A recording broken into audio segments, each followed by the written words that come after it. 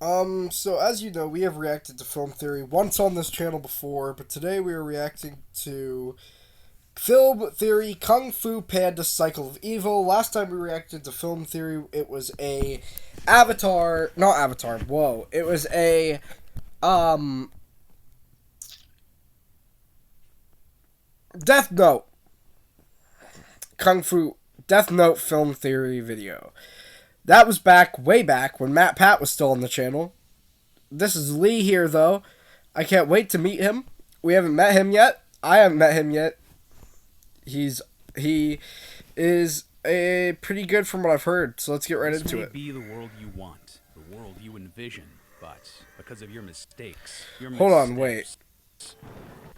Wait, let me pause real quick. Let me pause. Let me restart. Let me make it big. Alright, here we go. Film theory. Let's get right into it. Okay. This may be the world you want, the world you envision, but because of your mistakes, your missteps, this is the world you will get. And the only way to stop it, to save it, never listen to this turtle. Yep. Film Hello, theory! Internet. Welcome to Film Theory, the show that knows that the secret to theorizing was inside of you all along. And just to start, I'm sure many of you are probably a little bit confused right now. Who are Why you? did Matt Pat's voice suddenly drop a couple of octaves? Is this a true crime podcast now? Well, not exactly. Obviously, I am not Matt Pat. My name is Lee. It's great to meet you. I own 4 swords and I've lost a game of Mario Party to Vegeta. Well, his voice actor. He's a nice guy. I've actually been working behind the scenes here on the Theorist channels for going on 10 years now. No joke, I was the 3rd editor Matt ever hired all the way back in like August. Is that real? Bro, we're getting film theory lore, chat. Film theory lore. Get out of here. We're getting film theory lore, chat.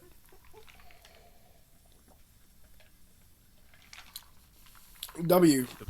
2014. My very first episode was the Peach is Dead game theory, but I've since Oh, been game able theory. to keyframe my way out of the editor dungeon, and I've had a hand in film theory since the very beginning. I've written or edited countless videos for the channels. Like, literally, I tried to count them, and I have no idea. They all kind of just blur together at some point. Like, I think I did Gaster? Not Sans' Nest, though. That was all Matt. Regardless, I know this is a big change, and I know it's a lot.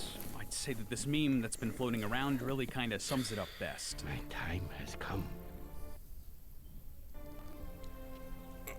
You must continue your journey without me. What are you? What? But something else that this meme reminded me of, the fact that Kung Fu Panda 4 is right about to hit theaters as of the time of writing. And now that I've taken up the mantle... It already has hit theaters. I really just want to get that out of the way. W movie. The film theorist, I can't wait to watch it. In case you don't know, Kung Fu Panda is about Po, a panda obsessed with Kung Fu and the martial arts masters that live in his village. Master Oogway the tortoise, the Furious Five, and Master Shifu, who is apparently a red panda. Despite not having any traditional Kung Fu training, Po is named the Dragon Warrior that will gain limitless power, much to the confusion and frustration of all the other masters. By the end, Po and the others learn that the limitless power is not some magical technique or hidden energy. It's the realization that you were special just the way you are. I was practically raised on these sorts of animated homages to martial arts like Jackie Chan Adventures and Shaolin Showdown, so I really connected with the Kung Fu Panda films. The wholesome message of loving yourself in 1, the heartfelt themes of family in 2, the killer animation in 3, and that's not even mentioning the multiple spin-off series and web shows and even a holiday special. But the thing I respected most, the restraint of not using the song Everybody Was Kung Fu Fighting until the 3rd movie. That is true power. Yeah. That had to take some power, that one. I still can't believe they waited so long to use that in the movie, though. Everybody was Kung Fu fighting. Nah. Kung Fu fighting was crazy, though. But, of course, when you consume that much content as a theorist, you're bound to notice some inconsistencies, specifically when it comes to everyone's favorite old kindly Kung Fu tortoise, Master Oogway. See, between the hours of meditation and giving out cryptic advice, like... Quit, don't quit, Noodles. He's creating more problems than he's solving. He is not the wise master that this series has made him out to be. In fact, he fails pretty much everyone he has ever taught, leaving his students in a worse place than where they started. And the most disgraceful part of it, his flaws have created cycles of abuse and miscommunication that threaten to go on and on unless someone steps up to stop it. Look within yourself and cook your noodles, loyal theorists. It's time for some kung fu fighting. Skadoosh! Let's get it. How in the world am I going to make the argument that adorable old Master Oogway is actually the absolute worst? Well, it comes down to what I have identified as his three major flaws: his lies, his teaching, and his legacy. Let's start with Oogway's first major flaw, his lies. The entire conflict of the... Alright, I want to know. Is Master Oogway really a liar? Is he, chat? This movie is built completely on Oogway's lies about the Dragon Warrior. See, the Dragon Warrior is a prodigy of Kung Fu who would be worthy to learn the secret held within the Dragon Scroll. When they opened the scroll, the Dragon Warrior would be granted limitless power, something they love to bring up in the first movie. You think it's that easy? That I'm just going to hand you the secret to limitless power? The scroll has given him power! The prophecy was first foretold by Master Oogway, who said that the Dragon Warrior would protect both the Valley of Peace and its inhabitants. Yep. Foretold you have brought peace to this valley and to me. But at the climax of the first movie, we learn that the legend of the Dragon Warrior is a sham. After Po finally opens the scroll, he finds only a blank, shiny canvas, though he later sees himself in the scroll's reflection, realizing that There is no secret ingredient. the secret power of the Dragon Warrior was just to believe in yourself. Classic power was inside of you all along sort of stuff. Regardless, the legend of the Dragon... So, Legend of the Dragon Warrior is all a big lie by Master Oogway.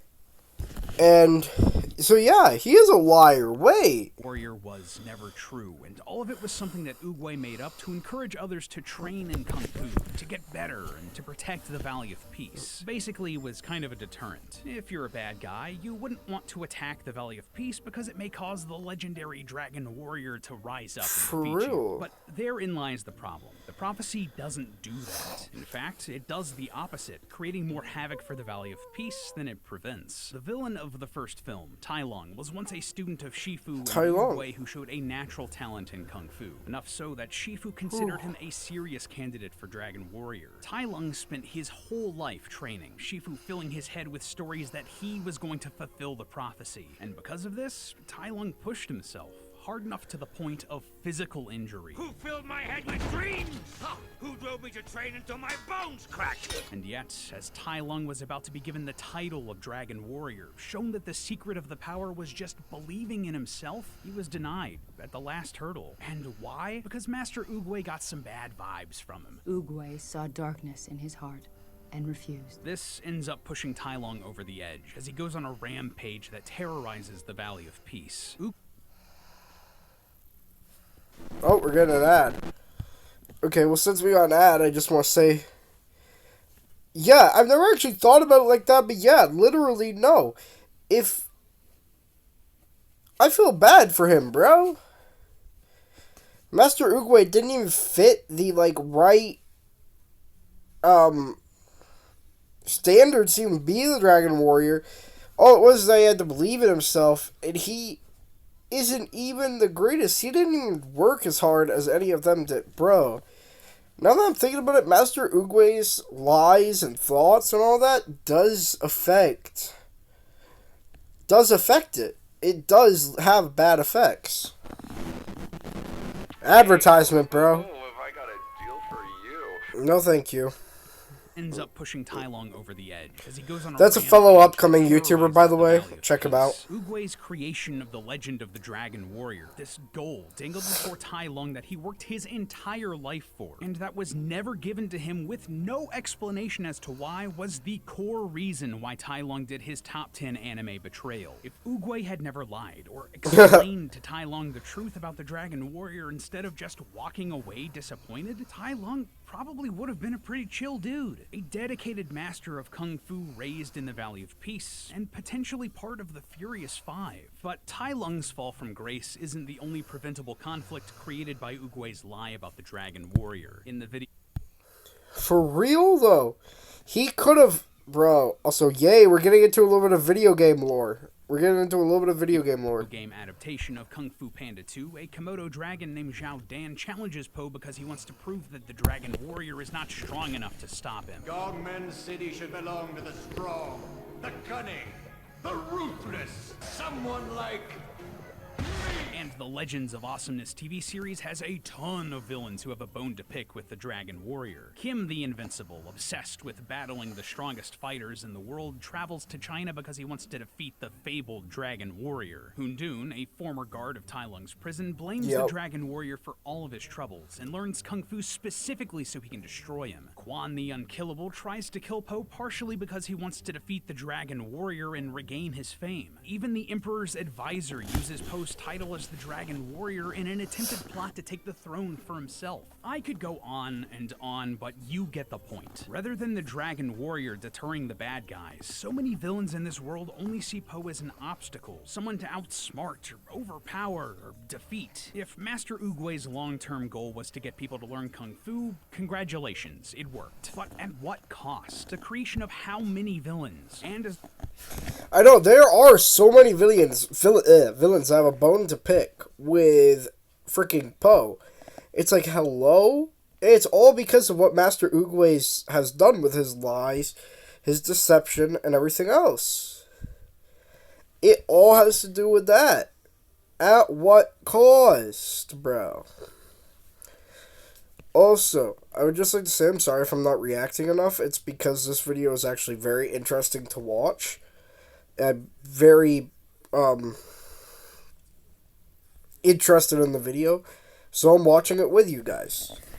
a result of it all, time and time again, danger is brought to the Valley of Peace. But that's hardly the worst thing that this tortoise has done. Oogway's second major flaw? His teaching. Master Oogway is just not as good of a teacher as this series makes him out to be, and his lessons actually hurt more people than they help. We've already talked at length about Tai Lung and Oogway's refusal to step in and take a guiding hand there, but it goes so much further, especially in the Legends of Awesomeness TV series. Similar to Tai Lung, another former student of the Jade Palace that went bad was Feng Huang. She was personally trained by Master Oogway, but as she became more powerful, she challenged Oogway for control of the Jade Palace. In the show, it's framed as if Feng Huang had darkness in her heart, similar to Tai Lung. But just listen to exactly how what Feng Huang did was described. As he trained her, she just got stronger, and that's when she started to change. She challenged Oogway to fight, declaring that she would be the master of the Jade Palace. That's it. No, she tried to murder all the students. No, she tried to enslave the valley. No, I'm going to kill you specifically, Oogway. All she did was challenge Oogway for mastery of the Jade Palace in a fair fight. And what did Oogway do in response? Instead of doing nothing like he did with Tai Lung, Oogway did something even worse. He created an owl-shaped cage that was inescapable, perfectly fit for Feng Huang. Even if it's all true and Feng Huang did start turning evil, which again, I'm not so sure of, all this means is that Oogway didn't even try talking to her. Instead, he saw the dark path that she started down and just decided that imprisoning her in an Iron Maiden was the best course of action, exactly like we saw with Tai Lung. For those of you